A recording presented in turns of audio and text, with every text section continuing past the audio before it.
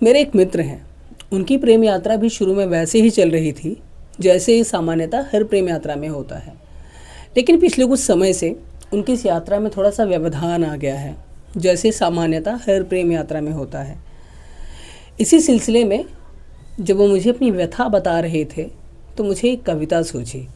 अब तुम्हारा खत आता नहीं, अब तुम्हारा खत आता नहीं, पर डाकिया आज भी दरवाजे के सामने वैसे ही साइकिल धीमी कर देता है, जैसे उसे भी छोड़नी ना आती हूँ पुरानी आदतें। और मैं हर बार बिना वजह बाहर निकल आता हूँ बाहर, फिर मुस्कुराकर लौट जाने के लिए। शायद कुछ उम्मीदें उम्र से भी ज़्यादा बड़ी होती हैं। एक वक्त था जब तुम्हारे दो पन्नों में मेरा पूरा दिन महक जाता था।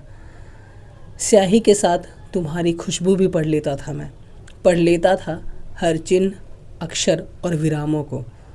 और शायद कुछ अल्प विरामों में उन अल्प विरामों के अर्थ ढूंढ लेता था मैंने आज भी तुम्हारे सारे खत उसी पुरानी डायरी में सहेजे हैं जिसे तुमने ही दिया था। कागज़ थोड़े पुराने हो गए हैं, पर उन पर लिखा प्रेम अभी भी अपनी युवावस्था में ही है। कभी कभी एक खत खोलकर बैठ जाता हूँ वही पल जीने के लिए, वही बारिश, वही चाय, वही तुम्हारा अपना ख्याल रखना और मेरा उस एक पंक्ति को बार बार पढ़ना।